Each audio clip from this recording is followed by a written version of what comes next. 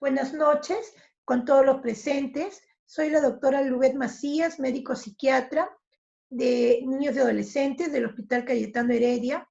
En primer lugar, quisiera agradecer a la comisión organizadora de este curso por invitarme. Este curso es muy importante para todos los profesionales de la salud y en general para toda la población, porque así podemos prevenir y cuidar la salud mental de nuestros niños, niñas y adolescentes, en especial aquellos que están sufriendo de maltrato. Bueno, en primer lugar, el tema que voy a tocar el día de hoy es la identificación de la violencia y maltrato. El contenido de esta ponencia va a ser definición de maltrato infantil, indicadores específicos de los diversos tipos de maltrato y finalmente las conclusiones. Vamos a ver, ¿qué es el maltrato infantil? El maltrato infantil se define como los abusos y la desatención del cual son objetos los menores de 18 años. Incluye todos los tipos de maltrato físico, psicológico, abuso sexual, desatención, negligencia y explotación comercial o de otro tipo que causen o puedan causar un daño a la salud, desarrollo o dignidad del niño, o poner en peligro su supervivencia, en el contexto de una relación de responsabilidad, confianza y poder que generalmente se da en los padres o tutores. Esta definición está hecha actualmente por la Organización Mundial de la Salud. Hubo un estudio en el año 2015 donde se recolectó la prevalencia global en varios países de varios continentes, como Asia, África y Norteamérica. En este estudio se encontró que por lo menos 50% de niños, niñas y adolescentes habían sufrido experiencia de violencia en sus vidas. Y en cifras sería que 1 millón de niños entre 2 y 17 años habían recibido algún tipo de violencia. Es así que nos damos cuenta que la violencia es un fenómeno global. Ninguna zona, ningún lugar, por más características que tenga, se libra de la violencia. Este fenómeno de violencia también ha sido evaluado en el Perú. El INEI entre los años 2003 y 2015 hizo una encuesta a nivel de enfocada a lo que es las relaciones sociales. En esta encuesta salió que más del 80% de niños, niñas y adolescentes han sido alguna vez víctimas de violencia física y o psicológica en sus hogares y en las escuelas. Más del 45% de adolescentes experimentaron alguna vez una o más formas de violencia sexual con o sin contacto. Sin contacto se llama generalmente a la violencia que se ejerce vía internet, vía telefónica. 6 de cada 10 niños, niñas y adolescentes habían sido golpeados alguna vez en sus hogares. Justifican la violencia 48% de niños y niñas y 40% de los adolescentes. Y estos chicos justifican la violencia diciendo que desobedecen, que hacen cosas prohibidas, que faltan el respeto a sus padres o porque sacan malas notas. Es así que la violencia se ha tomado como algo normal en nuestra sociedad. Veamos que casi el 70% dice que por desobedecer merecen ser violentados, ¿no? Entonces es importante tomar en cuenta estas cifras. Ahora vamos a pasar a lo que es los indicadores inespecíficos. ¿Qué quiere decir indicadores inespecíficos? Son aquellos aspectos del comportamiento social o individual que se puede apreciar en el niño y en los padres junto a los signos derivados de la falta de atención emocional, nutricional o sanitaria del niño. Entonces vamos a ver en las diapositivas que siguen cuáles son estos indicadores. Vamos a ver. En el niño, el miedo aparentemente injustificado hacia el adulto y la adaptación rápida a desconocidos. Son cuestiones muy polarizadas y que solo lo vamos a descubrir cuando hagamos una historia clínica detallada y también durante la consulta o durante la estancia en un centro hospitalario o cualquier centro donde estemos quizás los presentes, estemos alertas a lo que pasa a nuestro alrededor. Ahora, otro indicador es, por ejemplo, que son niños que rehuyen constantemente la permanencia en su domicilio. Niños que se adaptan fácilmente al internamiento en centros sanitarios o escolares. Cuando los dejan, no lloran, no gritan, ni se asustan, ¿no? Es algo muy raro que un niño se quede demasiado tranquilo en un lugar fuera de casa. También aquellos niños que faltan repetitivamente al colegio y que no justifican estas faltas. Acá hay algo importante. Hay algo llamado el síndrome inverso de escolaridad de lunes a viernes. Lo explicamos. Generalmente los niños los lunes van con flojera al colegio, poco animosos, y los viernes salen felices, puesto que van a pasar el fin de semana en su casa. En los niños maltratados se puede dar que los días lunes van muy alegres al colegio y por el contrario los días viernes se van tristes. Esto nos indica que tienen temor, miedo y qué otras emociones negativas al acercarse a su hogar. También podemos advertir el bajo nivel de aprendizaje escolar, el desinterés en llevar al domicilio los trabajos escolares, puesto que generalmente no tienen apoyo o quizás son sobreexigidos en la casa y al final son maltratados por sus padres al hacer las tareas. También cuando vemos que los niños tienen reacciones muy agresivas ante cualquier situación adversa, por mínima que sea. La inquietud desmedida por el llanto de lactantes o preescolares. Son niños que no toleran para nada el llanto de los más pequeños, ¿no? Quizás en una sala de espera, ellos al escuchar el sonido, el llanto de otro niñito que está esperando con su mamá, comienzan a tomar actitudes demasiadas, quizás temerosas, corren, quieren alejarse. Esto puede ser que no lo diga el papá, pero nosotros tenemos que estar atentos y observar esas actitudes y después explorar más. También las conductas o conocimientos inadecuados a la edad del niño. Muchas veces hay niños que saben mucho de economía, saben mucho de, incluso hasta de política, saben de lo que está pasando a nivel, digamos, sexual con los jóvenes y nos sorprenden y muchas veces reforzamos algunas de estas experiencias de los niños diciéndole qué bien, qué maduro es tu hijo, ¿no? Pero hay que pensar, ¿por qué este niño, vamos a hacer un ejemplo, este niño de 10 años sabe tanto de la economía? ¿Cómo que sabe los gastos, los préstamos? Probablemente está siendo expuesto a estos temas que no le competen y esto puede estar haciéndolo sufrir. Esto es un indicador de maltrato. Ahora, ¿qué indicadores podemos encontrar en los padres? Por ejemplo, el desempleo, las dificultades económicas, el hacinamiento. Padres maltratados en la infancia que van a repetir el ciclo de la violencia. Padres que tienen poca vigilancia a sus niños, en especial a los infantes, a los preescolares, ¿no? Están a veces los niños jugando en los columpios, jugando cerca de una piscina y los padres ni se interesan. Aquellos padres que tienen un exceso de vida social, paran en fiestas, en clubes deportivos y dejan encargados a sus niños con terceros, como es el último ítem que está en este cuadro. Ahora, también el aislamiento social es otro indicador, ¿no? Padres que pasan todo el día metidos en la casa con temores a sacar a su niño por miedo a que le pase algo. Esa es una forma también de maltratarlos.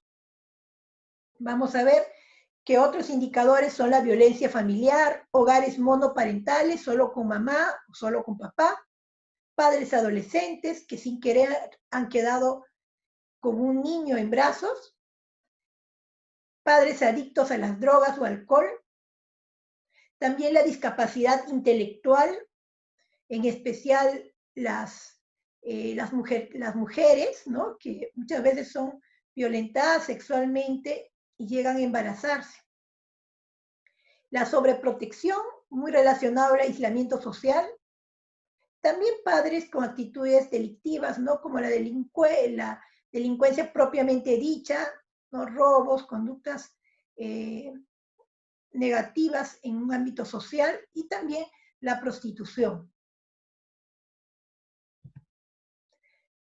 Otros indicadores inespecíficos son aquellos que se advierten en la estancia del niño en el hospital específicamente.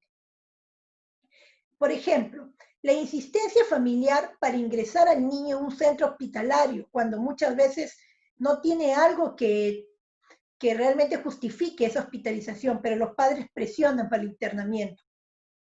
También la dificultad para aportar datos clínicos previos, cómo así sucedió el evento por el cual traen a su niño. También cuando dan explicaciones, pero ilógicas, poco convincentes y contradictorias con respecto a la lesión del niño. Quizás dicen que recién se ha caído y cuando uno examina hay signos, por ejemplo en la piel, que son de una lesión de muchas horas, o muchas veces de días, que han llegado a venir porque el niño lloraba demasiado y ya no lo podían tolerar.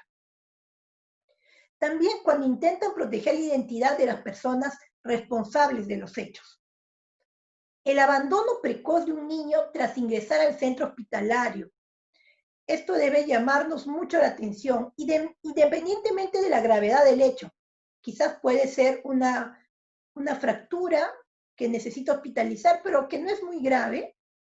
Eso no puede justificar que el padre deje al niño con la receta y se vaya. No, por eso les dije hace unas diapositivas anteriores que es muy importante la actitud vigil de todos los profesionales de salud. Otro punto a observar son el tipo de visitas que reciben los niños, cuando son muy cortas y de baja calidad. Cuando los padres repetitivamente faltan a las citas médicas. Asimismo, cuando llega el alta del niño, se llama a los padres y dicen que van a ir, demoran mucho o incluso no llegan, por lo cual en varios hospitales se ven niños abandonados. Ahora vamos a ver lo que son los indicadores específicos. Estos indicadores son los malos, incluyen los malos tratos que suponen una actuación inadecuada o ausente ante las necesidades físicas, psicológicas y o sociales del niño, y no prevén sus futuras necesidades. Estos indicadores pueden darse solos o acompañados de los diversos tipos de maltrato infantil. Vamos a explicar en las siguientes diapositivas los indicadores por cada tipo de maltrato. Los indicadores por negligencia, por maltrato físico, por abuso sexual, por maltrato psicológico, por maltrato prenatal y finalmente el síndrome de Munchausen. Vamos a ver, en primer lugar, los indicadores por negligencia en cuanto a la alimentación. La negligencia en cuanto a alimentación se observa cuando hay niños con retraso pondoestatural, que significa que tienen un peso y una talla baja para su edad. No están para el promedio de la curva que se tiene en pediatría en estos casos. También niños con signos de hipovitaminosis, por ejemplo, con aftas múltiples en la boca, con el cabello medio desteñido, con manchas en la piel. También otro tipo de indicador por negligencia es la falta de higiene. Niños con uñas y cabellos largos, sucios, con caries, vienen con ropa inadecuada para el clima y encima sucia, con infecciones recurrentes porque la mamá quizás no limpia el piso, niños vienen con diarrea continua, también con las manos sucias, comen así y se infectan. Y algo muy importante y característico es el eritema del pañal en dibujo geométrico, que como ven acá en la figura, en la pelvis del niño se observa, o de la niña se observa una coloración rojiza en forma de triángulo, ¿no? Generalmente es porque el niño no es cambiado de pañal con la frecuencia que se debe y se causa una irritación. Otros indicadores por negligencia son en el área académica. Padres que no se ocupan de mandar a sus niños a la escuela o no le dan la supervisión adecuada en casa. Entonces vamos a observar deserción escolar, bajo rendimiento académico. Cuando hay falta de cuidado médico, niños que nunca son llevados a evaluación médica y tienen enfermedades crónicas no diagnosticadas. En otro caso, van ya cuando están descompensados, es decir, que ya sabían el diagnóstico, pero no toman mayor interés a seguir los controles. También niños que no tienen vacunas. Hay que estar pendiente de esto en estos casos. Otro indicador por negligencia se está dando muy frecuentemente, ahora que ha aumentado, por ejemplo, la venta ambulatoria acá en el Perú, y que vemos a padres o madres andando con el niño en el brazo, o niños caminando de la mano. Estos niños son expuestos permanentemente al sol o al frío. En este caso, si son expuestos al sol, vamos a encontrar deshidratación en ellos, quemaduras solares, y cuando están muy expuestos al frío, hipotermia, ¿no? Y muchas veces pueden presentar neumonía. Generalmente esto se da en zonas donde hace mucho frío, pero también es importante cuando los niños son expuestos, ¿no? En zonas fuera del hogar. Otro tema importante son padres que no dan seguridad a sus hijos. Por ejemplo, cuando tienen los chicos caídas múltiples, intoxicaciones, ¿no? Toman lejía, el líquido para limpiar pisos, se comen el gas, el jabón. También niños que presentan quemaduras, quizás porque han vaciado una olla, han vaciado la sartén de aceite, ¿no?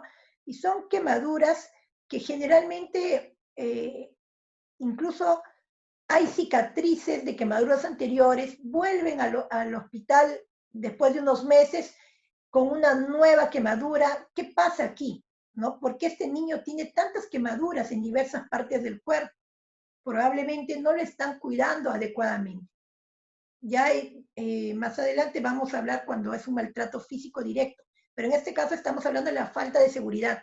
Son quemaduras que se pueden producir en cualquier parte del cuerpo, pero en especial en las extremidades. ¿Qué manifestaciones conductuales van a presentar estos niños, ¿no? Con los indicadores que hemos mencionado? Pueden tener movimientos autoestimulatorios, pueden presentar heteroagresividad, autoagresión, ¿no? Por ejemplo, se muerden solos, se arañan solos, u otros arañan a su hermanito, arañan al compañero del nido. También podemos encontrar hiperactividad y desobediencia. En este caso es importante no decir fácilmente que un niño es hiperactivo o es malcriado, sino investigar qué le está pasando en la casa y por qué tiene esta conducta. Quizás está siendo maltratado y por eso, como una reacción, está presentando la hiperactividad. Como una reacción, está siendo desobediente. Entonces, no cataloguemos rápido diagnósticos que generalmente tienen un origen distinto, un origen emocional. Ahora, indicadores por maltrato físico, que es uno de los más obvios, ¿no? Que llegan a la emergencia, que podemos ver cuando estamos caminando, quizás hasta en la calle. Niños que presentan lesiones en la piel, lesiones cutáneas, pueden presentar equimosis, quemaduras, alopecias traumáticas. Acá un hincapié. Generalmente estos niños, las equimosis son manchas moradas, vamos a, entre comillas, que se presenta por rotura de vasos sanguíneos a nivel del tejido celular subcutáneo. esto da la coloración violácea o morado, lo que llamamos. Entonces, estos niños van a presentar generalmente en el cuerpo estas equimosis en diferentes grados, digamos, en diversos grados de coloración. ¿Por qué? Porque como son golpeados día a día, cada equimosis va a tener un tiempo de duración más corta o más larga, y en esto va a variar la tonalidad de la coloración. Entonces es importante ver las lesiones y su coloración específica para poder darnos cuenta que si hay muchas y en diferente tono de color, probablemente este niño repetitivamente es lesionado. También igual con las quemaduras. Las quemaduras en ambos miembros generalmente son típicas de maltrato. Quemaduras donde se observa un nivel muy definido en el cuerpo también pueden ser por maltrato, porque muchos padres remojan a sus hijos, ¿no? Digamos, en baños con una temperatura elevada. También podemos encontrar que hay quemaduras cuando les ponen la plancha, le ponen algún objeto caliente. Este tipo de quemaduras van a tener la forma del objeto con que se ha quemado. Entonces también hay que fijarnos la forma de la quemadura.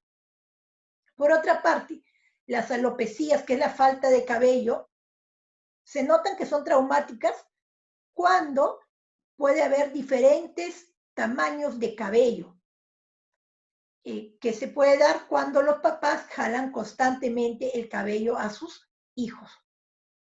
Ahora, en cuanto a las lesiones óseas, podemos encontrar fracturas de cráneo, de cara, de miembros. Aquí vale decir que tenemos lo que se llama el síndrome del niño maltratado, que generalmente incluye lesiones, una lesión en el cráneo, como hemorragia subdural. Puede haber también de hemorragia a nivel de la retina y fracturas en el tronco, especialmente en las costillas y generalmente en la región posterior de las costillas. Asimismo, también generalmente las lesiones del cráneo van a ser en la zona posterior porque el niño es sacudido. Entonces, esa es una característica importante que ustedes deben saber. Lesiones en el cráneo, hemorragia subdural y la fractura en la región occipital. La fractura en la región de la costilla es posterior, y si encontramos fracturas en los miembros inferiores o superiores, se puede encontrar generalmente en las metáfisis de los huesos. Ahora, una fractura en la metáfisis generalmente es porque ha habido mucha tracción. Una fractura por caída generalmente es en la diáfisis, que es en la parte central del hueso. Por otra parte, también hay que fijarnos si un niño tiene digamos, una fractura muy intensa, digamos, y es un niño, por ejemplo, un bebé que tenga una fractura fuerte en la piernita, es muy raro porque un bebé no camina, está echado en su cuna. Entonces, ¿cómo se puede fracturar la pierna? Si dicen que se ha caído de su cuna, es bien difícil porque el bebé con la justa está gateando. Y así se haya caído, se ha visto que caídas tendría que ser para hacer una fractura muy fuerte, una caída mayor, quizás mayor de 1 metro, 2 metros. Son cosas ya muy específicas que se tiene que estudiar de forma más amplia, pero hay que tener en cuenta la edad de los niños al ver las fracturas. También las lesiones viscerales son muy importantes. Cuando hay lesiones viscerales por caída, generalmente son en órganos blandos, no en órganos huecos. Y también se dan cuando son por caída, son generalmente uno en un órgano. En cambio, cuando son por golpes, por maltrato, se dan en varios órganos. Y generalmente siempre incluye un órgano hueco, como principalmente el duodeno. Entonces, en un paciente con maltrato físico podemos encontrar un niño con una perforación de duodeno y quizás un hematoma en el vaso. Y esto es muy característico, la perforación del duodeno. Los niños son llevados por dolor, ¿no? Ya son llevados porque el niño puede hacer una franca peritonitis. Entonces, en ese caso hay que investigar qué pasó. También otras lesiones oculares específicas, por puñetes, ¿no? Golpes en la cara, los desprendimientos de retina, lesiones ópticas como perforación de tímpano por una cachetada a nivel del ojo, lesiones neurológicas, como les mencioné anteriormente, en el síndrome del niño maltratado, las hemorragias subdurales, pero también puede haber hemorragias epidurales, ¿no? U otro tipo de lesiones específicas según la zona donde es dañada. Continuamos. Es importante ver que además de los síntomas físicos que presenta el niño, hay circunstancias que nos hacen sospechar maltrato. ¿Cuáles son? Múltiples visitas al hospital por diferentes traumatismos o intoxicaciones. Cuando hay discordancia entre la historia relatada por los padres y los hallazgos encontrados en la exploración física. También cuando hay una disputa familiar previa a la admisión del paciente y durante la misma. Vemos sutilmente qué pasa afuera en el estar y vemos que hay discusiones, no entendemos. Ahí hay que indagar un poco más. También cuando hay un intervalo excesivo entre la producción de la lesión y la consulta. Incluso cuando hacemos por ejemplo, una radiografía del brazo por una fractura actual, vamos a encontrar zonas donde hay un callo óseo de anteriores fracturas. Ahí hay que investigar por qué otra fractura en el mismo lugar, ¿no? ¿Por qué otra fractura en tan poco tiempo? ¿Qué pasa con este niño? ¿Lo golpean? ¿No lo cuidan? No lo sé. Hay que investigar. También cuando reducen los papás el motivo de consulta a un proceso banal en un paciente grave. Quizás un paciente que ya se le ha puesto un calmante y bajó el dolor, pero hay un tema grave de fondo, los papás quieren llevárselo de alta. Entonces, estos puntos hay que tenerlos bastante en cuenta. Ahora, indicadores por abuso sexual. Los primeros indicadores que voy a mencionarles son quizás cosas muy groseras, pero importantes a tener en cuenta. Por ejemplo, evaluar el área genitoanal, observar si hay dolor en esa zona, si hay equimosis, quemaduras o heridas. También cuando observamos que un paciente camina de forma inexplicable, se sienta de forma inexplicable. Bueno, pero haciendo los datos de la historia clínica, podemos guiarnos a un probable abuso. Bueno, haciendo la integración de todo lo que se está hablando en esta charla. También si vemos ropa interior rota o manchada de sangre o semen. Es muy común ver que estos niños o adolescentes no les gusta participar en actividades deportivas ni usar la ropa adecuada para él o ella. Cuando hay presencia de enfermedades venéreas en ojo, boca, ano o genitales. Muchas veces los niños no piden ayuda, pero llegan al doctor, al médico, porque les ha salido, por ejemplo, un granito en la zona genital. Ellos quizás están ocultando el abuso, pero no sospechan que es por lo que le está pasando. Van al doctor y piden que le fije porque se le ha salido un granito. Ahí es donde descubrimos presencia, por ejemplo, de molusco contagioso. Entonces, hay que estar atentos. Si vemos esto, tenemos que ver la manera de ayudar a este niño, quizás agenciándonos con la asistenta social, quizás incluso con la policía, y hacer saber esto, porque un niño no puede tener estas lesiones. También es importante tomar en cuenta cuando hay niños o adolescentes que se fugan constantemente de la casa y los padres lo buscan y lo buscan, vuelve y otra vez sale y entra, ¿no? Y siempre buscado por los padres. ¿Qué pasa, no? ¿Por qué se fugan? ¿Por qué a pesar que los padres los buscan, vuelve a fugarse? ¿Será que algo le está pasando en la casa? ¿No? Entonces hay que indagar eso. Y los cambios de conducta generalmente extremos.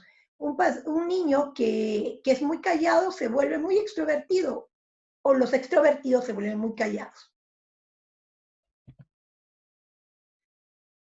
Otros indicadores son el conocimiento o interés exagerado por los comportamientos sexuales de los adultos. Comienzan a repetir movimientos eróticos, saben mucho de el enamoramiento,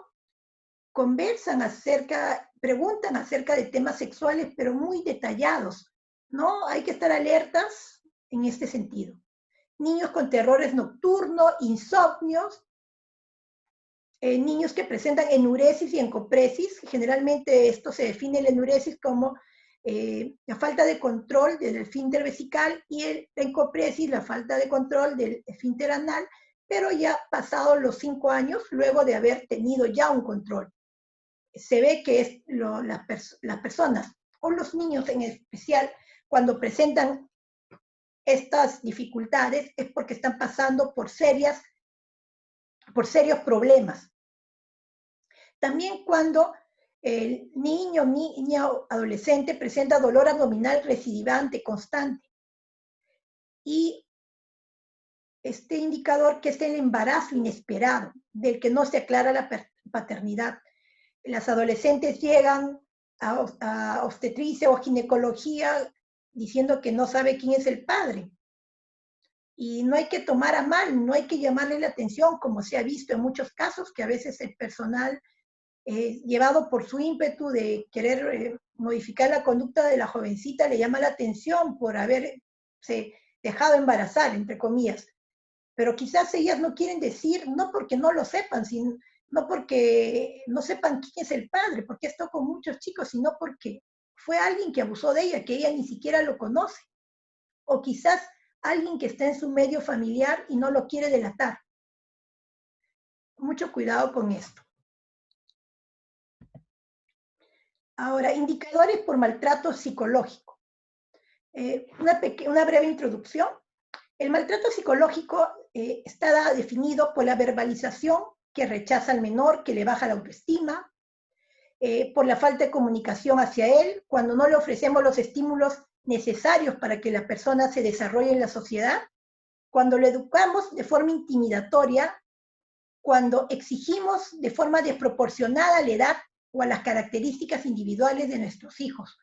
Algo muy típico en este punto es que, por ejemplo, en la educación actual muchas veces exigen a niños de 4 años ya leer, ¿no? Y por lo tanto los padres también exigen a sus hijos. ¿Qué pasa? Que un niño de 4 años emocionalmente no está preparado todavía para eso. Quizás cognitivamente podría hacerlo, pero emocionalmente no. Esto le va a traer muchos problemas a la larga. Entonces, hay que comenzar esto desde la escuela. Y también las características individuales. Quizás nuestros niños son más exitosos en el área artística y nosotros le exigimos demasiado las matemáticas. Entonces, esto hace que el niño tenga una imagen errada de él, una imagen desvalorizada, porque no da lo que pide el padre. Esa es una forma de maltratar a nuestros hijos.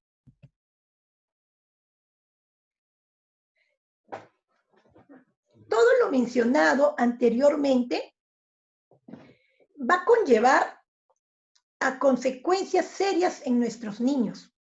Vamos a ver trastornos del lenguaje, retrasos en el desarrollo físico, retrasos del desarrollo mental, nos puede confundir con una discapacidad intelectual, retrasos afectivos, trastornos del sueño, inhibiciones en el juego, así como vemos acá en la figura que el niño está solo con la computadora y no juega lúdicamente. Podemos ver reacciones de tipo psiconeuróticas, como reacciones histéricas, donde los niños gritan, lloran, se tiran al piso, ¿no? Niños con pensamientos obsesivos, que significa pensamientos que se repiten y se repiten en su mente, y generalmente relacionados a su autoestima. También niños que tienen conductas compulsivas, por ejemplo, limpieza, de orden, buscan ser perfeccionistas porque tratan de agradar a sus padres, a sus profesores, a los adultos que les rodean. También niños fóbicos con muchos miedos y algo muy, muy característico, niños que se quejan de dolores en diversas partes del cuerpo. También podemos ver trastornos de conducta y conductas extremas, que ya les había mencionado anteriormente, niños muy pasivos o muy agresivos, también exigentes. Hay un tipo de maltrato que actualmente se está utilizando, que es el maltrato prenatal, ya que sabemos que desde que se concibe el niño ya es una vida, ¿no? Entonces, este maltrato es aquel que se da durante toda la gestación y las agresiones comienzan, ¿no? Como les mencioné antes. Ahora, este tipo de maltrato va a darse quizás no solo porque sea una agresión abierta, como por ejemplo un maltrato físico, ¿no? Quizás que se golpee en la barriga. No solamente eso, sino se va a dar principalmente como un maltrato de tipo emocional, porque muchas veces, como está en la figura anterior, una adolescente queda embarazada sin quererlo. Entonces, todo el embarazo se va a pasar llorando, viendo qué va a hacer con este bebé, ¿no? O también hay otras mamitas, ¿no? Otras jovencitas que quedan embarazadas producto de su alcoholismo, de la drogadicción. Entonces, tanto los factores emocionales, los factores tóxicos, la agresividad física a la barriguita, ¿no? al nuevo ser que está dentro de la barriguita del adolescente, puede producir estos signos. ¿Qué signos? ¿O qué trastornos durante la gestación, ¿no? Y como producto, alteraciones en el nacimiento, por ejemplo, sufrimiento fetal, prematuridad, retraso en el crecimiento intrauterino, bajo peso, microcefalia, síndrome alcohólico fetal, malformaciones congénitas, daño cerebral e infecciones de transmisión vertical, ¿no? Como el VIH que sabemos. Bueno, lo que quiero acá resaltar es que todas estas características que estoy mencionando, lo primero que hay que descartar es que sea por un motivo orgánico, para que me entiendan, por algo que puede estar sucediendo físicamente a la gestante.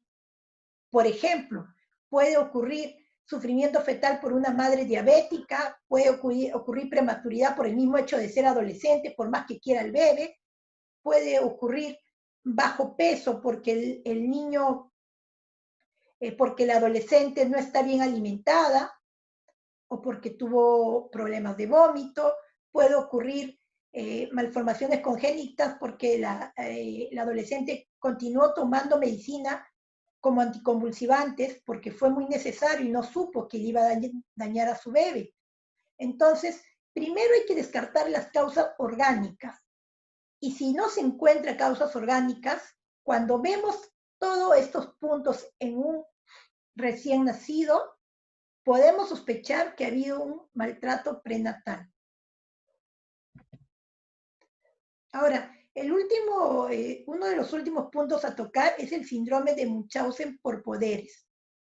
En este caso, vamos a definirlo cuando los padres o tutores utilizan artificios diferentes para provocar enfermedades ficticias en su hijo, ¿no?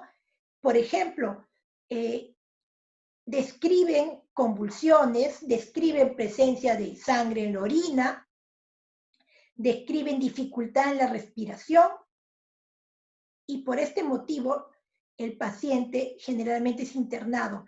Aparentemente la ganancia del padre o tutor es mantener al hijo en la hospitalización. Y ya es cuestión de los profesionales investigar por qué está pasando esto para poder quizás evitar ya este tipo de maltrato. Ahora, este síndrome se va a dar generalmente en lactantes o preescolares, en una edad media de 3 años, pero se ha visto casos desde el mes de edad hasta los 21 años de edad. Existe mucha asociación, o digamos, todo está asociado un 100% a maltrato emocional y está asociado frecuentemente con falla en el crecimiento, un 14%, con maltrato físico el 1% y con abuso sexual el 1%. ¿Qué? ¿Cómo vamos a ver estos síntomas y signos que inventan los padres? Vamos a ver que estos síntomas y signos son diversos, persistentes y recidivantes, o sea que se presentan a lo largo del tiempo. Los síntomas y los signos clínicos aparecen solamente en presencia de la madre y no aparecen cuando la madre está ausente. Acá ponemos la madre porque la mayoría de casos es con la madre, pero puede darse con el padre o el tutor. Existe discordancia entre el aparente buen estado de salud del niño y la historia de gravedad de los síntomas clínicos y o la alteración de las pruebas de laboratorio, que generalmente son normales. Existe un antecedente de ingresos múltiples en distintos hospitales y abundantes exploraciones complementarias, tomografías, resonancias, electroencefalograma y múltiples exámenes que todos salen negativos.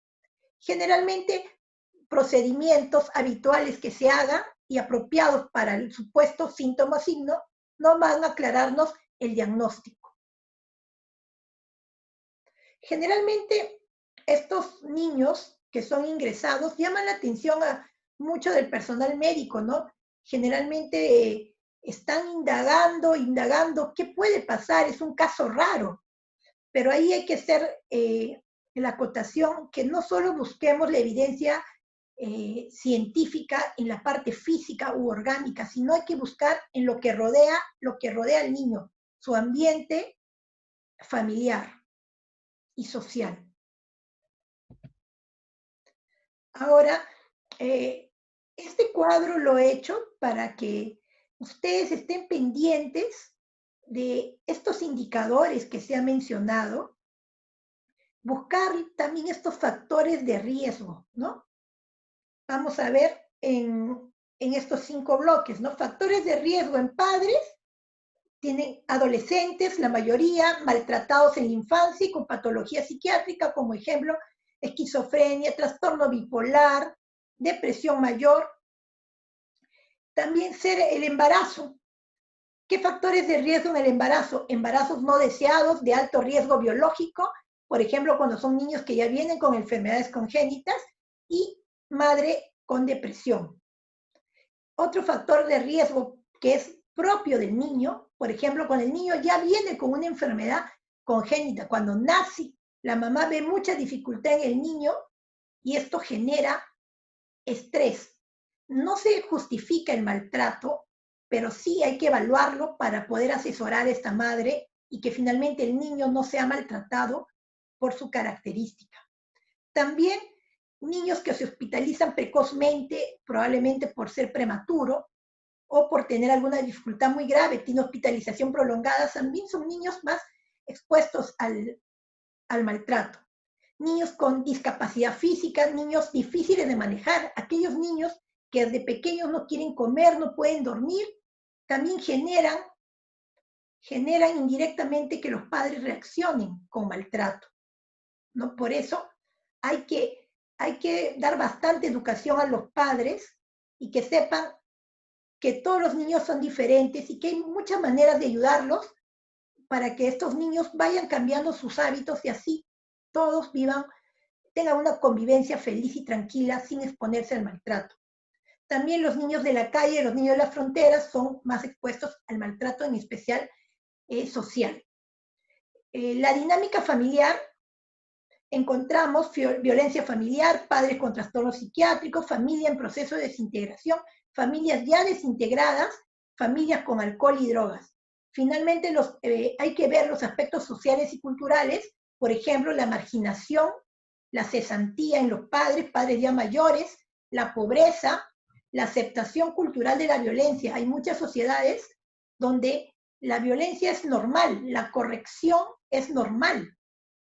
Entonces, tenemos que ir poco a poco dándonos cuenta e informar a los demás que esto no es saludable. Y también la ausencia de redes sociales, cuando el niño o el adolescente no tiene a quien lo escuche, quien escuche su grito de dolor, o quien le dé un apoyo, un abrazo, quien pueda buscar su solución. Este niño maltratado es un niño muy desconfiado, y si a su alrededor nadie le da esa apertura, nunca va a decir lo que le está pasando, ¿no? Entonces, hay que tratar de tener redes sociales, ¿no? Tener, por ejemplo, en la comunidad asistente social, tener la comunidad un psicólogo, y esto, de hecho, tenerlo también en los hospitales, en los estar de emergencia, para que estén atentos a lo que pasa durante todas las horas que llegan los niños con diferentes sintomatología. Para finalizar, tenemos las conclusiones. Los profesionales de la salud tenemos que mantener una postura activa, tanto con todas las personas que nos rodean en el ámbito hospitalario, pero también debemos tener este rol activo en la sociedad y enseñar nosotros a la sociedad a que reconozcan estos síntomas y signos de maltrato. También es importante informar a los profesionales de lo frecuente que es el maltrato y formarlos sobre todo cómo detectarlo en su entorno. Solamente detectando los casos de abusos se puede iniciar una evaluación e intervención objetiva. En cuanto a los indicadores, ninguno de ellos tiene un valor si no es en relación con el conjunto de la situación familiar. Tenemos que sumar indicadores con factores de riesgo. Pero también debemos saber que la ausencia de estos indicadores no descarta la presencia de maltrato. No todos los indicadores tienen el mismo valor, pero la suma de ellos traduce la situación familiar no idónea para el niño, que puede haber conducido lamentablemente al maltrato, y debemos saber que el maltrato puede llevar a la muerte del niño. Para concluir, por favor, seamos entes activos y reflexionemos que son muy pocos los casos de maltrato infantil que se diagnostican. No es como la punta del iceberg. La punta son solo los niños diagnosticados con maltrato, y toda la base son todo el diagnóstico oculto. Es el diagnóstico que queda en el vacío, a veces porque no queremos indagar más por no meternos en problemas, ¿no? Muchas veces hay temor en los profesionales de que sean descalificados por las autoridades, que tampoco sean escuchados, y a veces dejamos pasar las cosas. Seamos más conscientes y hagamos que todas las personas adultas en general conozcan esto y reconozcan quizás si hay maltrato a su alrededor o si ellos mismos están siendo agresores y no se han dado cuenta. Bueno, eso es todo en esta ocasión. Muchas gracias por haber estado atentos a mi ponencia. Nos vemos. Gobierno del Perú. El Perú primero.